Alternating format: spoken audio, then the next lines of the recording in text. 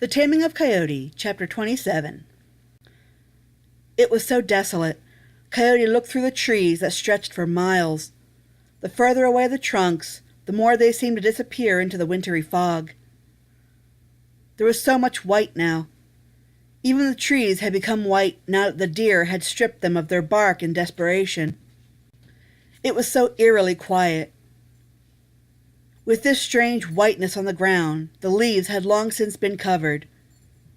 The wind in the trees, at best, made a simple clack of twigs clicking together. At its most powerful on stormy blizzard nights, he could hear it whistle so hauntingly through them. Now, however, it was silent. A gurgle broke the silence and pulled Coyote from his thoughts. He looked down at his tummy accusingly. It had been a while since he had eaten. He didn't much like this winter thing. The new form had been short-lived, as the fur coat was far more sufficient in warmth than the plain pale skin. It was harder to find food. He sank so easily in the deep snow, and the other coyotes were not as patient with him as they had been in the autumn days. It had been a long search, and Coyote was rather tired by the time a scent had finally come to his nose. He had found a young doe and made chase. She fled with him in awkward pursuit. The hunt was not in his favor to begin with. She was larger and faster than he could ever be at that time. Behind him was one angry buck. He may not have had a rack to stab him with, but it didn't make him much less intimidating to a small animal like him. His size did make it harder for the buck to touch him, with his head. Instead, the buck was able to step on his tail several times. He almost felt the need to abandon his chase, though the doe seemed to always be wherever he wanted to go. He was hurting and not even trying. She flew ahead and then seemed to vanish into thin air, despite her cries still being audible. Moments later, Coyote found out the reason. His pads landed on the ice that had covered the pond. The doe was on her side a few feet out. Coyote skidded to a stop and tried to turn around. Her hooves were still dangerous and needed to be avoided. The doe wasn't the only thing to watch out for. Just as Coyote had turned, down came crashing the buck, and he slid right in his direction. Coyote let out a yelp and leapt up to avoid him, landing on his flank much to the animal's dislike. It slid further towards the center of the pond, which was deeper and had thinner ice to cover it. It cracked from the weight alone. "Stop!" Coyote shouted at it. "Stop it, or we're going to fall through the ice!" The buck didn't seem to understand, and he fought hard to get back to his feet. Of course, hooves such as his were not designed for walking on slippery ice, and down he crashed, cracking the ice even further. Another attempt was all it took. Another crash and the ice gave way, sending the buck sliding into the cold water. He flailed and broke more pieces of ice away. It tipped and caused Coyote to panic, as it was a piece of ice on which he was standing. He yelped and clawed desperately, hoping to stay topside.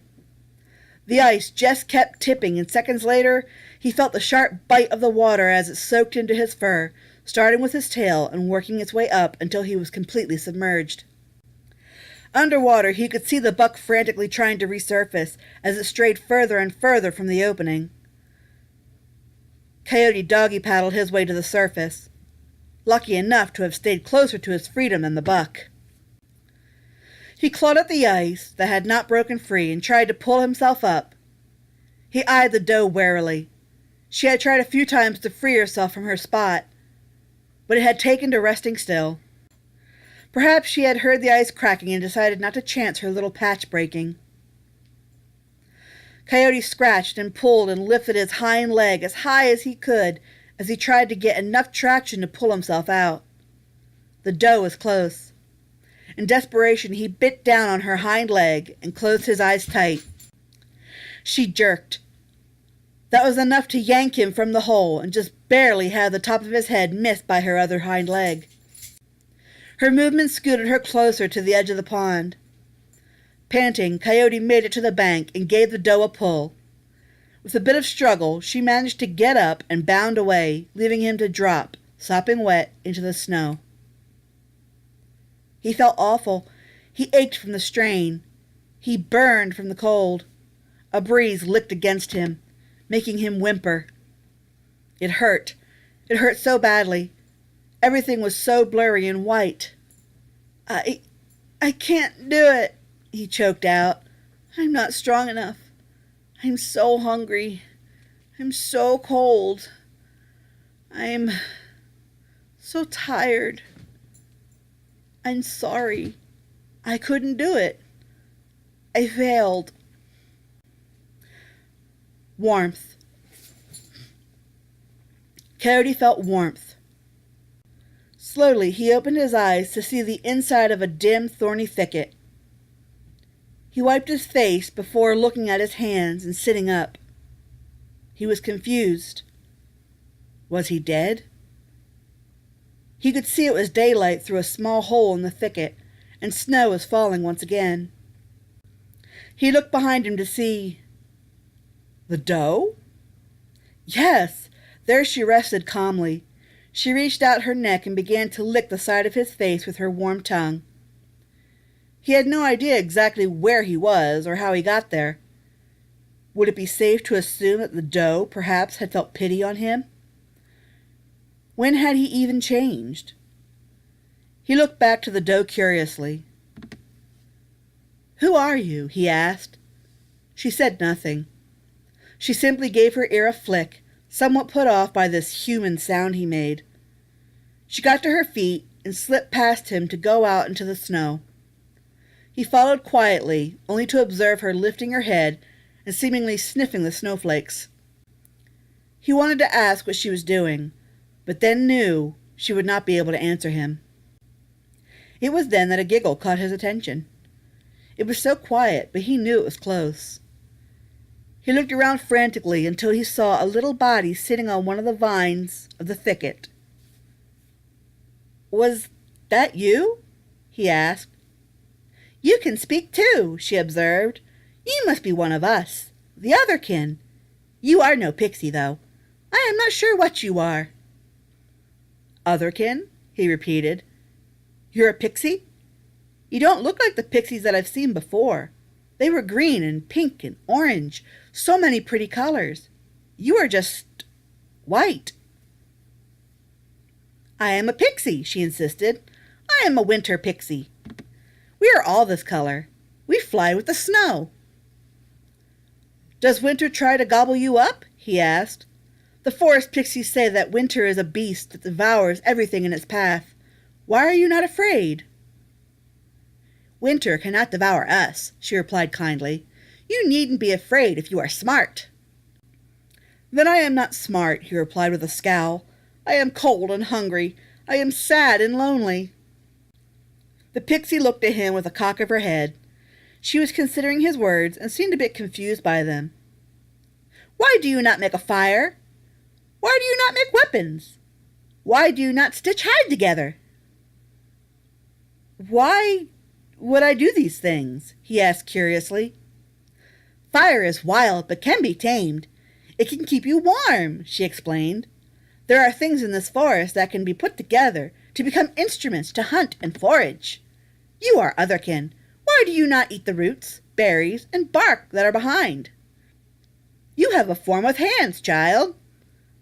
What you now lack in fur you have gained in ingenuity and dexterity. You can climb and dig and look over the lands. Nature made not just a predator of you, but an omnivore. You do not have to bow to the world around you, but make it work for you. You are not so helpless." "What of her?" he asked, looking over his shoulder at the doe. "She was to be my meal, and now she stands over me like a mother." "Why?" "She knows you are not like the others. She has warm milk in her, child. Nature is kind to you, it seems. Not everything will be in your favor, but it seems you have mercy this time." Coyote turned away from the pixie and stepped over to the doe. He placed a hand on her back and began to pet her damp fur. She licked the top of his head. He hadn't even considered the doe to continue to be his saving grace. He could kill and eat her now, and be fed for days. He could also care for her and benefit from the warm milk. It would be easier to feed her with all the foliage she could digest. He crouched down and peered up at the teats. The milk was very warm and welcome. The doe seemed rather content with him there. Nature had indeed been merciful on him. He only partook of a little, just enough to line his belly and warm his mouth. "You protected me," he said to her. She simply looked at him. She had a feeling he was speaking to her, but couldn't understand. "Then from here on out, I'll protect you too. You fed me when I needed it. I shall use all that nature gave me to feed you too. Maybe, just maybe, winter won't be so bad after all. I won't just sit and wait for the beast to devour us. I'm going to face it head on. If it tries to devour us, it won't do so without a fight." If there's one thing that Coyote learned, it was that the season was indeed hard. He had learned many skills. He had learned to make weapons of icicles, spears of fallen branches, stone tools to cut and break. He even learned to weave twigs into baskets thanks to the kindness of the winter pixies. He could keep the doe warm and fed, and he could even dine on things other than her milk. He had discovered a great many fish under the ice. He had found hiding places he could not reach previously to hunt other meats. There were fruits in the forest, even in this cold season. He found the caches of nuts. He dug up roots. He learned to make twigs into baskets which allowed him to carry his hoard. Everything was mediocre and cattywampus. He hadn't perfected any of it. However, it did the job better than having nothing. Hides provided insulation within the thicket den. It even provided a cover for the entrance so no wind could seep in. Wherever the doe went, Coyote followed. In his hand he kept his spear, cut with the rocks he had found and broken into knives. The pixies were often about and provided him with the company he thought he had lost. There came the cardinals and sparrows and crows. There came foxes, too. Coyote began to realize just how alive this dead forest truly was. It was harsh, yes, but it wasn't too different from the autumn days. He suddenly didn't feel so scared of the beast that was winter. Even when he felt alone, he wasn't as alone as he had thought. There were dangers for him and the doe, and yet he wasn't consumed by the fear. In fact, he smiled more often. The animal form was useful, but Coyote took great advantage of his human form. As the pixie had told him, it provided him with the ability to do things the other animals could not do. Now that he knew how to feed himself, and his friend, and keep warm, it didn't seem so deadly anymore.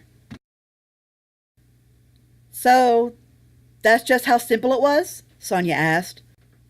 "Once the pixie made you realize you could do the human thing to your advantage, you conquered winter?" "Well, it wasn't an overnight thing. It was still quite hard," he explained. "I was still small and clumsy. It was still a miserable existence, but I made do. I found things to make each day worth it. I had the doe, and I needed her milk less and less. Having a big brain, one has to find ways to entertain themselves. This kept me from getting too bored. I could get warm when I wanted, so experimenting with the snow and what the season offered was less of an issue. Still, it was cold, as I had not yet learned the power of fire. I was not prepared for the season, so it was very tough to get ahead." "But you made it," she concluded. "I thought it would never end," he sighed. Cold days came and went, and then came again. It was bleak, and it was hard to keep optimistic, even with so many new skills Coyote possessed in favor of himself and the doe. How long would he have to do this? How long would the food last? How long would he have to scrounge to feed himself and the doe together? He couldn't live on her milk forever. Already it was becoming harder to get, especially with little need to drink it every day. Coyote wanted to spend as many dark days within the thickets as possible. Still, he couldn't leave the doe. What if something happened to her? He was more than capable now to scratch out a living on his own, and her absence would mean he only had himself. He didn't need her milk anymore. By that logic, he could have easily killed her whenever he liked. She was easy and free meat. She had outlived her use for him. So why didn't he? If he were an animal, this wouldn't have been an issue. He wasn't an animal. He was something else. This thing that he was, it had emotions and different reasoning, higher reasoning. She was his friend, and she seemed to care for him. He cared for her too. He could dare say he loved her, if he could understand. He felt for her what he felt for that strange woman in the glen. No, he couldn't do it. He couldn't kill her. He couldn't betray her. She had risked so much to take a chance on him, and he wouldn't repay her in such an odious way. He felt her sigh under his head. This prompted him to reach up and stroke her face. "They didn't treat me like this," he said. It was more to himself than to her. "I looked like them, but I wasn't like them. I was different. The more different I was, the less they were able to let me stay in." He turned his head to watch her lick his hand. "You and I were supposed to be enemies. I could have killed you, and yet you still took the time to care for me. You didn't have to. You could have left me out there for dead, or finished me off yourself. You had no idea if you could trust me." She simply gave him a nuzzle. He couldn't help but let out a soft sigh. "You are not what I expected. But then again, I guess I wasn't quite what you expected either. Have I made your life any better? Have I made it as good as you've allowed mine to be?" Of course she said nothing. She never did. Instead, she shimmied out from under him. No longer able to use her as a pillow, Coyote sat up and followed her from the thicket and out into the world. It felt a little warmer, and more birds were singing than normal. He hurried to the doe's side as she wandered further and further from the den.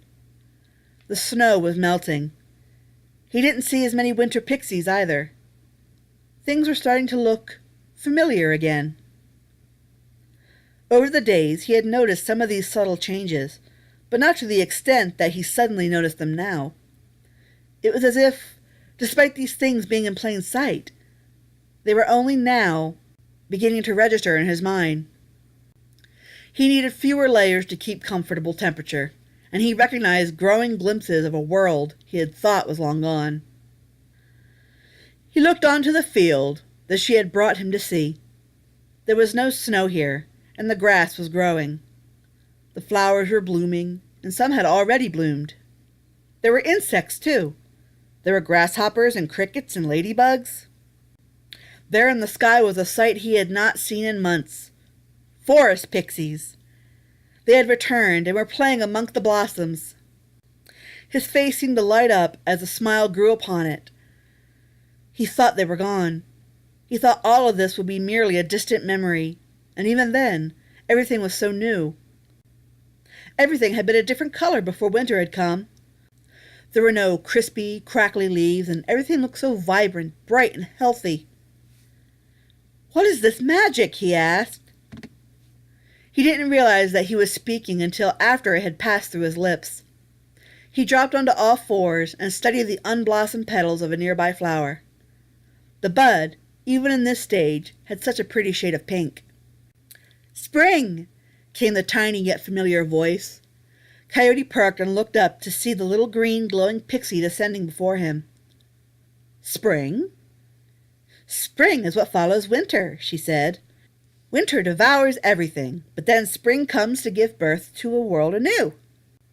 "You mean winter?" he began, trying hard to process the situation. "It doesn't last forever?" "No," she giggled. "Only a few short months. Well, I suppose they must feel long in your case. Here within the midst of it. Spring is upon us now, and winter shall depart. Offspring will be born from their mothers. Migrations shall return, and all shall grow warm and green. And blue, and pink, and yellow," she continued with a laugh. things will be easy for you now. You have survived." "Yes," he replied, as he cast his eyes over at the grazing doe. "I got very lucky, and I learned a lot about myself and this world." "That is good," the pixie said. "You have grown taller. You are not so skinny. You must have found a good resource." "And a kind heart," he replied. "What happens now?" "Now?" she asked. "Now we enjoy the bounty that returns with nature's graces. In due time it shall grow hot as summer embraces the land. Autumn shall return then, and once more the land shall bow before winter." "It repeats," Coyote suddenly realized. "This happens all the time? Non-stop?" "Yes," she assured. "This is how the year passes. Now you will be prepared for the next time, yes?" Coyote puffed out his chest proudly at that.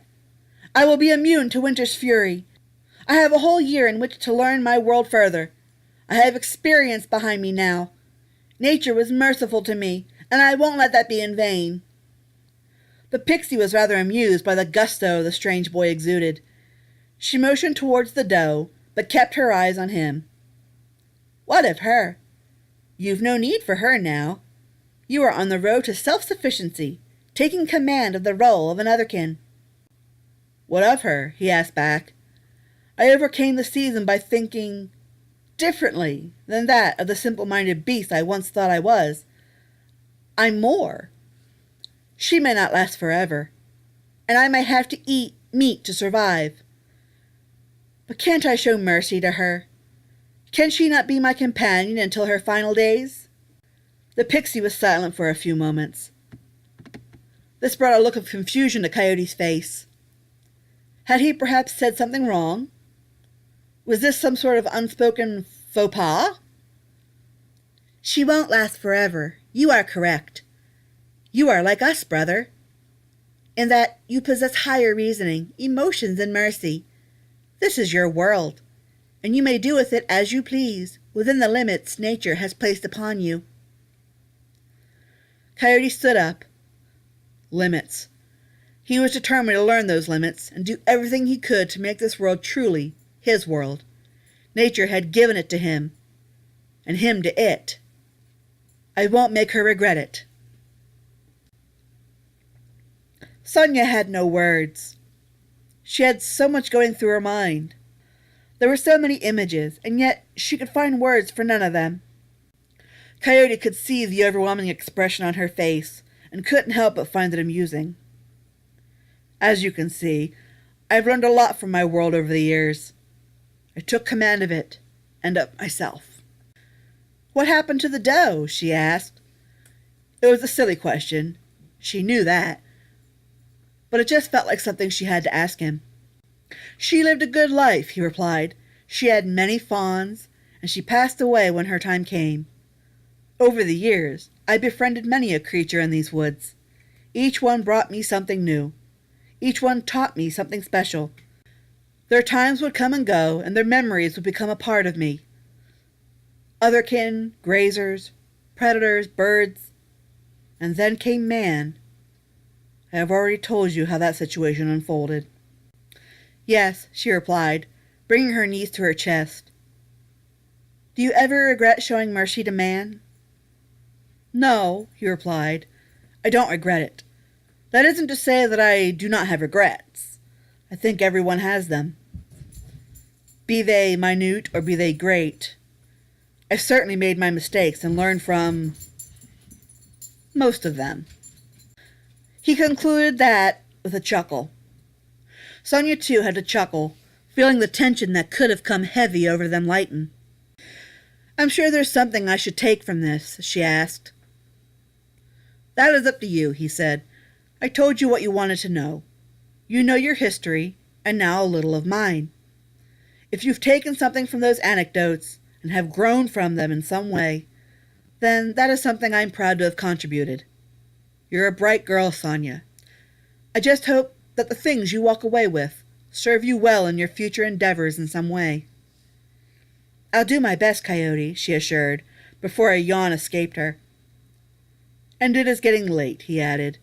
You've got a long hike ahead of you tomorrow. You should get some rest. A long hike? She melted into him and rested her head back on his chest. Her curiosity was abuzz. How could she ever get to sleep like that? But in time, Sleep and Sonia finally found each other.